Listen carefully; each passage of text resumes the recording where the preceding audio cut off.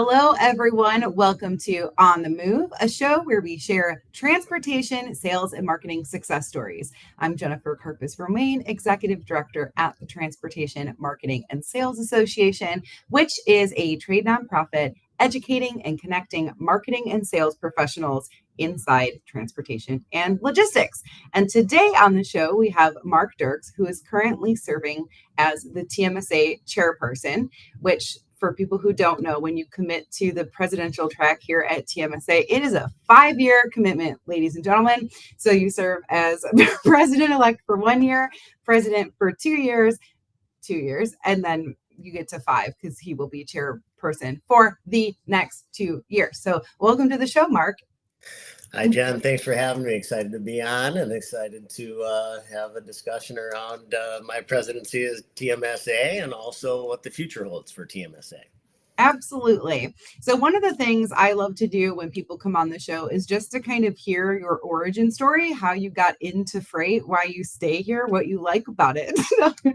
But it's a lot of like, oh, I fell into it. But, so many people have such tenured careers in this space. I think it's a testament. So how did you get into this market? Yeah. So going way back, my education and my background is in writing. And early in my career, I was able to work for an organization that produced news and content and various types of information that served the transportation industry. And through that role, I was able to meet and collaborate and coordinate that service with a company called C.H. Robinson. And that was probably my biggest involvement in the industry. After I left that other organization, I was able to get a role at C.H. Robinson, and I spent 21 years there. At the end of it, I was the head of their global marketing.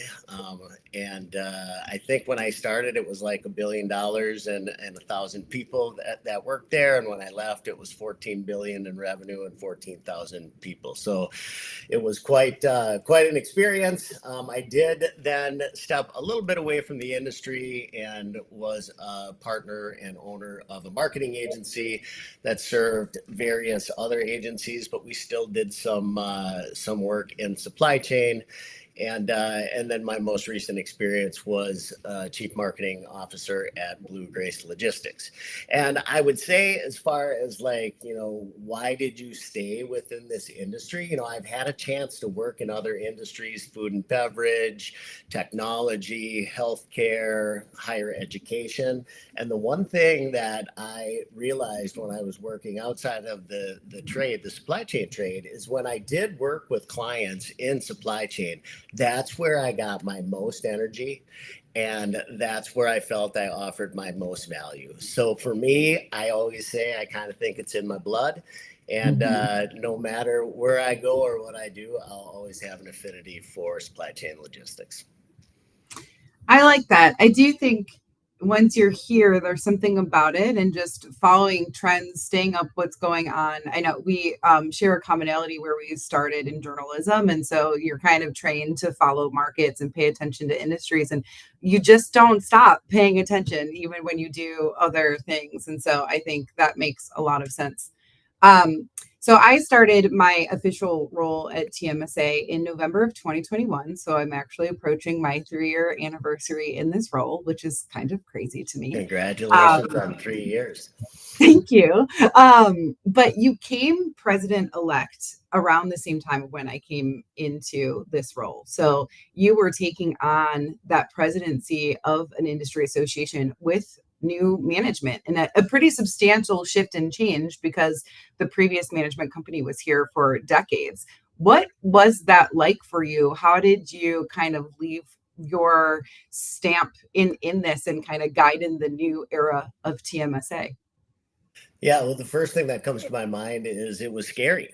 I mean, there was there was a lot going on in the organization, and there was a lot of change about to be brought in because, as you noted, we changed the operating model of the association from an outsourced management company running the association to yourself and others bringing it internally.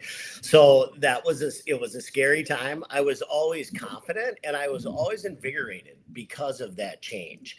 And I think we all know that in business and nonprofits, et cetera, if you're not changing, you're dying.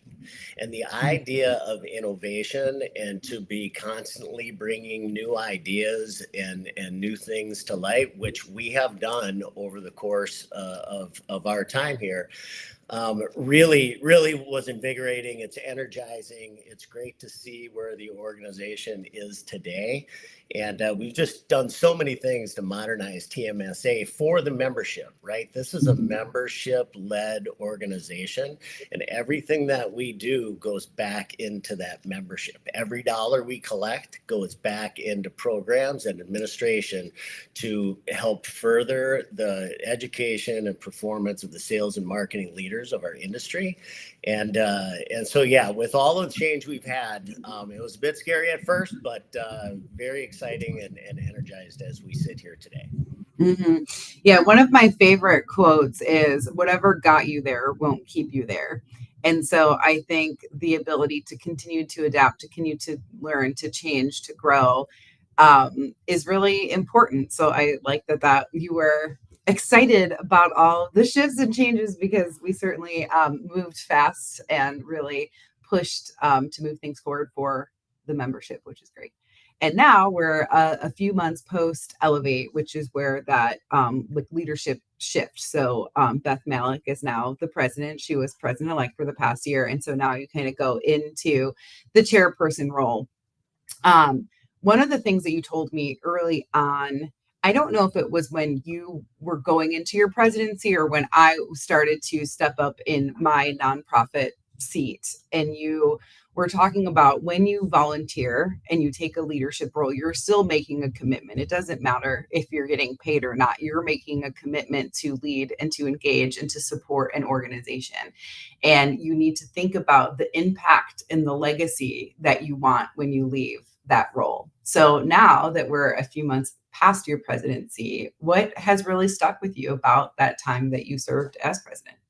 Yeah, I do think that each individual leader has some type of legacy and some kind of footprint that they've left on an organization when they have been the highest leader there. And for me, and you, as you well know, we set out to modernize TMSA. And when I think about all the changes that we've made to the brand, to the programs, to the technology, to the financial back office, to the membership, I really believe that we have made a big operating change within TMSA. And why that's important is because of sustainability. To sustain an organization like TMSA, you have to have these modern tools, modern technology, modern leaders like yourself in charge, and that will be willing to make those transformational changes. So, I mean, I think what comes out of that then? Okay, so your legacy is all about modernizing the organization and streamlining efficiency approaches, but what are the impacts? Like what comes out? And for me, I see a couple of different things. I see like a bigger increase in access. So our membership is as healthy as it's ever been, and I believe it will continue to be healthy even in a down market cycle. Very difficult for organizations to invest in their people and invest in things like TMSA when when we're in a down cycle as far as the freight markets. But I do see this access. I think TMSA is open to everyone, and I think our membership is evolving. It's changing. New people are coming in. And that access is exactly what TMSA stands for. I also see that we have had an increase in education, which is another pillar of what TMSA stands for. And through the education committee, the education leaders, through yourself, through our events, We have really increased our education, and I get the feedback from membership. I get to see the surveys after the events and after the webinars and after the teachings, and I believe that the scores for TMSA are really high when it comes to education. I also think that, and I'll kind of end with this: programs. Right? Like, how have our programs evolved and how have they changed under this modernization to add benefit back to the membership? And the two things that I would really point out is the stand up of the DE&I Council and some of the DE&I work that's being done out there. It's very much embraced by a lot of our partner companies and our sponsors. And I know for a fact it is benefiting organizations that are leaning into DE&I, and even those that aren't, getting them the education as to why that's important, why we should take that forward. That was a big thing for me. And then I also think the executive summit. Like, TMSA was a one large event association, every year, and we have introduced various programs, local networking opportunities, webinars, and things like that. But that executive summit geared towards the higher leadership at organizations to embrace those CEOs, CFOs, CMOs, I mean, all the different leaders within the organizations, to embrace them and further their education about why is it important that communications, marketing, public relations, sales enablement, sales process, sales training, why are these things important to your organization? Because that's what brings in the revenue. That's what helps your organization grow. So having that executive summit, I think, is also a reflection of this modernizing of TMSA under the term that I served as president. Mm-hmm. We are approaching our third executive summit. We did launch it in 2022. It's October 10th through 11th in Hoboken, New Jersey. You can register still at events.tmsatoday.org if you are interested. It's going to be a great lineup. We have a shippers panel. We have a commercial growth panel of leaders in the space. We have a sustainability speaker, all kinds of great things going on there. So thought, since you touched on it, it would make sense to let people know that that's still happening this year, upcoming. Like you said, we were no longer just a one conference TMSA. So we've been hard at work at our second conference. So we're excited for that.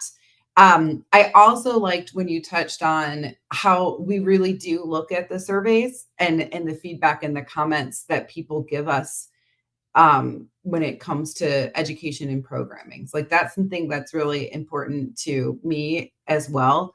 And how we deliver content. One of the things that was really important to me was, how do we diversify content in different ways too, because people receive things differently. And that's, at Elevate, we're really cognizant of how many panels we have, how many deep dives we do we do case studies.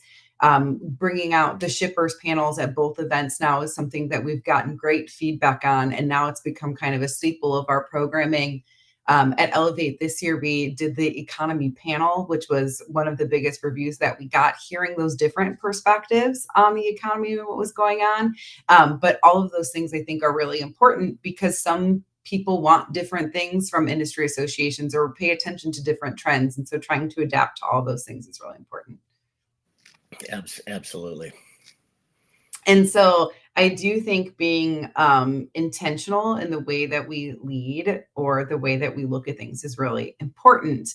And from my experience with you, that has been what you are, a very intentional leader, which I have been very appreciative of. I came into this role as a pretty green leader. I never really led anything before, but what I had was a passion for both what I thought TMSA could be, but also the membership itself. I was a member. I believed in the mission and the vision, and I had a drive to move us forward. And so you guys entrusted that to me, which I'm thankful for. And through that, I got to work closely with you and the outgoing chairperson, who is Tom Collins, and you both gave me a ton of support throughout this. And I got to thank you guys at Elevate, and I told stories, but I left one about you for this because I knew that I was going to force you to come on the podcast and talk about it. But I think it's really important. So My official first day at TMSA was November 1st, 2021, and I had a couple months of overlap with the previous management company who I had worked with in a volunteer capacity when I was a member. So that was a great handoff. They're still supportive and answer my questions when I need to, but you were coming into the president role at the same time. And the education committee had asked us to do a webinar together, like, oh, launch of the new year. We have 2 leaders. We should do this new trends. And I thought it was going to be like this, like where I'm interviewing you and you are answering all your super smart questions. You're saying all of the things. And I'm like, okay, on it. Like I was a journalist for years. I know exactly the questions to ask you. I'm good. And you're like, absolutely not. That's not how this is going to go. Your knowledge and your experience is as valuable as mine. Your thoughts and perspective are important, and we will be doing this together. And as a brand new executive leader who really had no idea what she was doing, and I've always had a pretty bad case of imposter syndrome throughout most of my career, but especially in taking a pretty big leap in her career, like you empowered me in that moment and throughout your entire presidency more than I feel like you probably understood. And I wanted to share that story because I think it's important to publicly recognize when people help you along the way, because we don't always talk about the good stories. We a lot of times hear the bad ones. And so as a leader, how do you lead with that type of intentionality? Well, first of all, thank you. And I'm very humbled that you would even make those comments. I do remember that webinar and I do Mhm. remember that conversation. And I've just, in terms of that specific webinar and anything else, a collective to me has more power and more opportunity for success than any one individual ever could.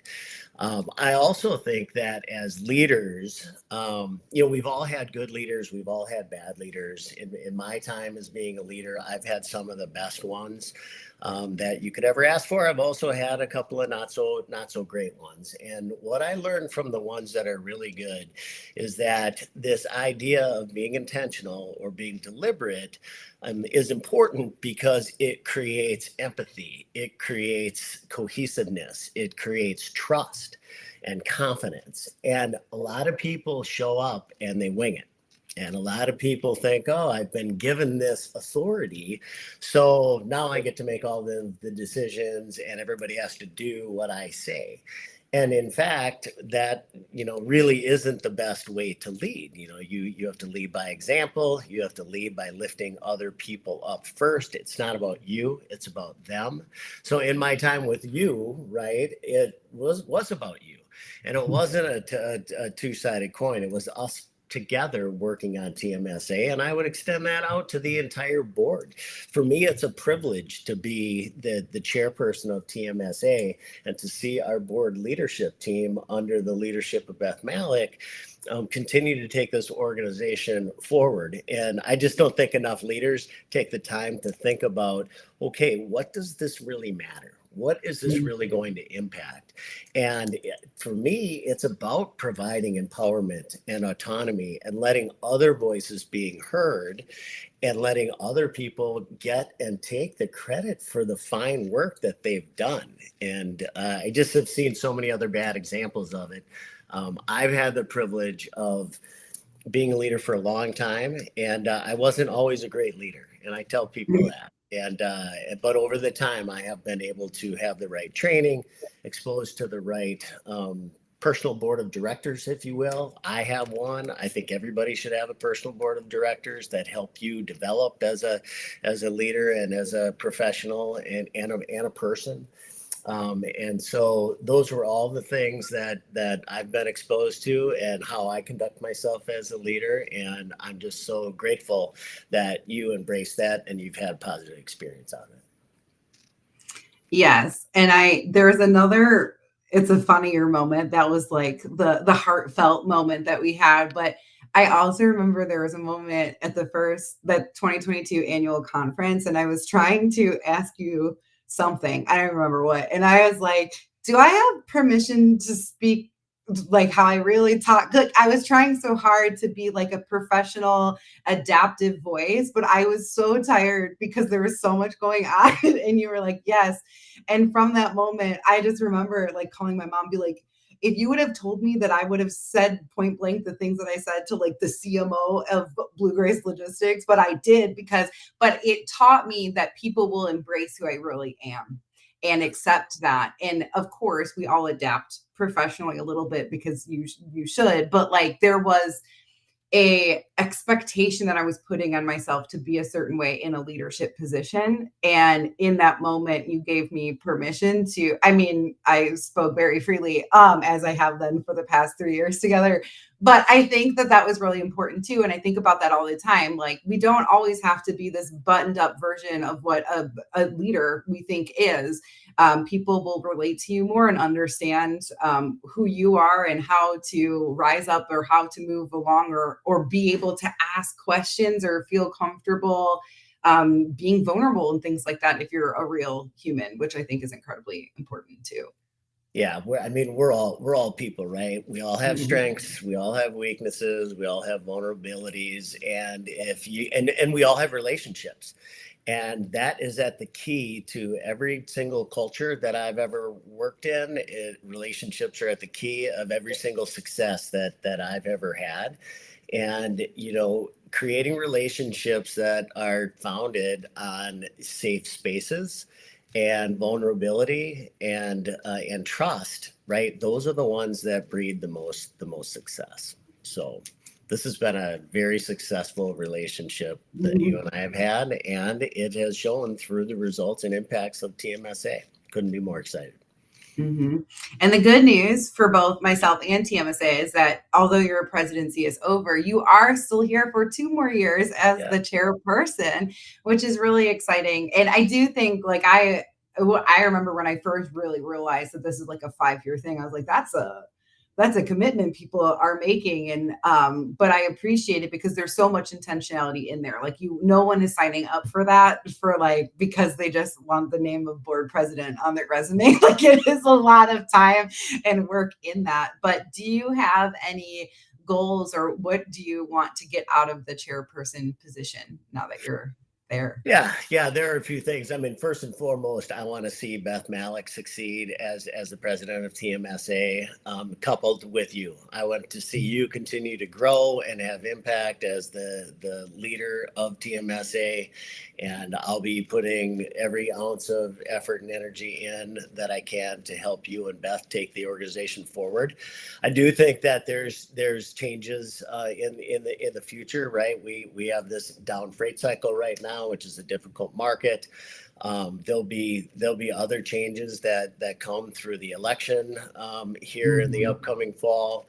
And so when you think about that, I think about the board and the committees, right? Volunteerism is also at the heart of TMSA. We can bring in all the financial growth, which I care about, and I think Mhm. everybody knows that.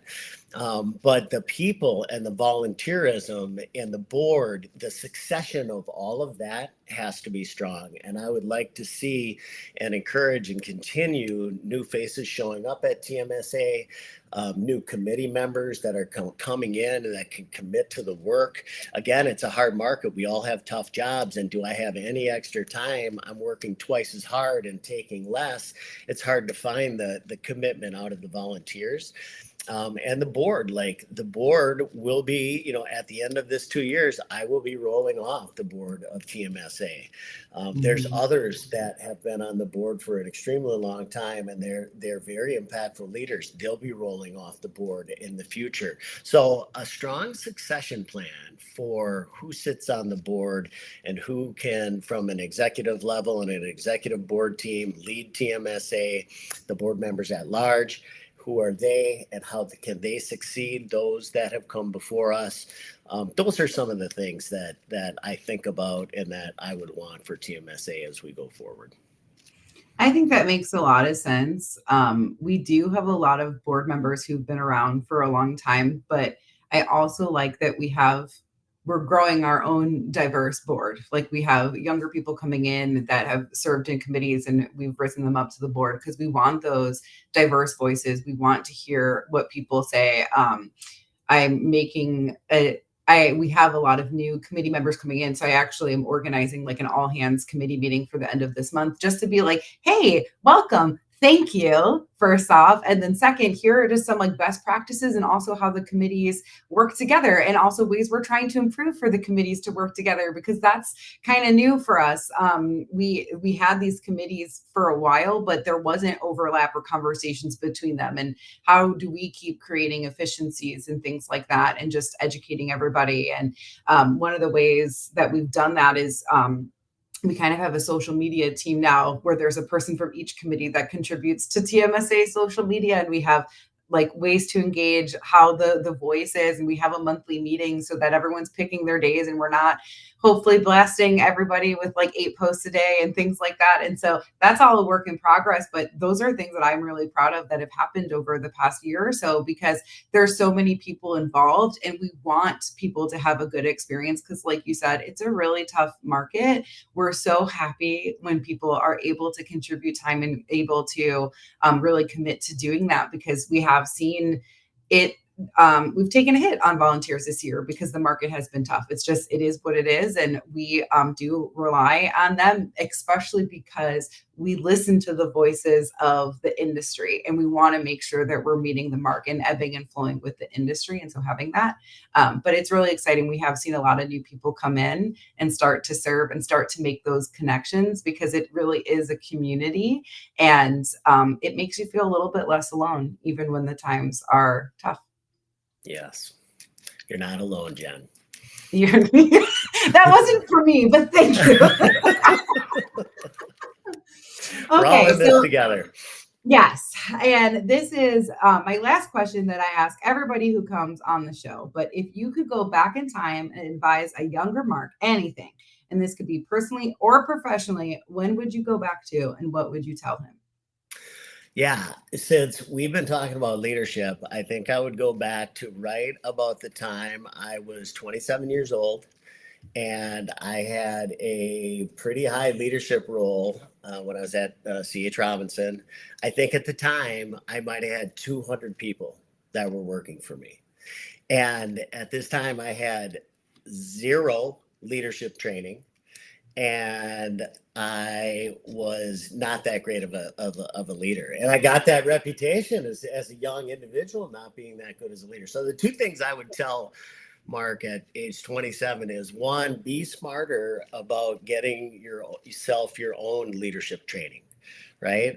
I think a lot of people might lay back and expect that the organization they work for is going to provide them with leadership training. And I'm not saying that C.H. Robinson didn't. They had just incredible training programs there. I wasn't exposed to them before I had that job. And I just wish earlier in my life I would have paid more attention to some leadership training and what would be some good foundational and some good pillars to think about the type of leader you want to be. And then I would also go back to this idea that a team and a collective is more important than an individual.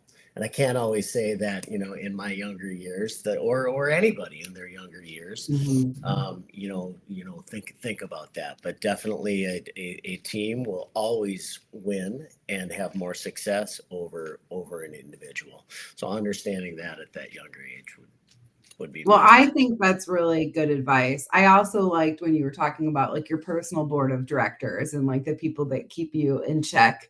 And I do think if you're like having as many diverse voices as you can, because if everybody in that has the same, like, it's really easy, especially in your personal life, like, okay, like I did something stupid, so I'm going to go to the one person that's going to excuse that behavior and say it's okay, instead of going to the person that is going to be like, no, that was really inappropriate, you shouldn't be doing that. So like, right. I think it's good to have, different people there, both personally and professionally, to give you different perspectives. And of course, then you decide what makes the most sense. But I think that's really important too, is to listen to the voices. Yeah, it's like the circle of influencers, right? Mm-hmm. If you have too many, it kind of gets watered down or whatnot. But if you pick the people that you believe, you know, are smart and can give you those hard messages and hard feedback, but can also teach you things, right? They've had experiences and things like that. And if you bring in the diverse set of voices, that's what that board is. Not everybody, not narcissistic, right, where everybody looks the same and does the same, but diversity really does breed success in having a multitude of voices that you can go to in this circle of influencers, personal board of directors. It's a great tool for any professional out there. And it that reminded me too of when we went on our last executive board call at TMSA. You are the only official man now on the executive board team, which for a transportation and logistics entity, that was really cool to see. Yeah, I think I called it. I think I called yeah, it because out. it was like one of those things doesn't look like the others. But I do really pride ourselves in our diversity and changing that. But it was really funny to see that and to see how we grow and continue to get those different diverse voices and still kind of listen to everybody at the table. Yeah. Yep. Well, thank you so much for both coming on the show and everything that you do for TMSA. If anyone listening is through this, like need to be part of TMSA now, want to get involved, you can scan this QR code if I can right there, and you can go ahead and get involved. We have a lot of different committees and different events you can attend, all of that kind of stuff. We would be happy to have you. And thanks again, Mark, for all that you do. Yeah, absolutely. And I'm going to share one Easter egg with the group. Okay. So anybody that makes it all the way to this podcast is probably thinking, why does he have a Bass Pro Shops hat on? And why is it blaze orange? And I thought about in my prep for this morning's podcast, I was really compelled to wear this Bass Pro Shops hat. And I thought, no, it's professional. You know, it's a professional podcast. You're the chairperson of the TMSA. And then I reflected on last week's podcast with Trey Griggs having his hat on. And so I thought, you know what? Maybe there's a thing about trucker hats on the Move podcast. And so I went for it. And for everybody that makes it this far, go Bass Pro Shops. You do love it. It's authentic to who you are. Part of my personal brand. Thanks again for having me on the show. I really appreciate it.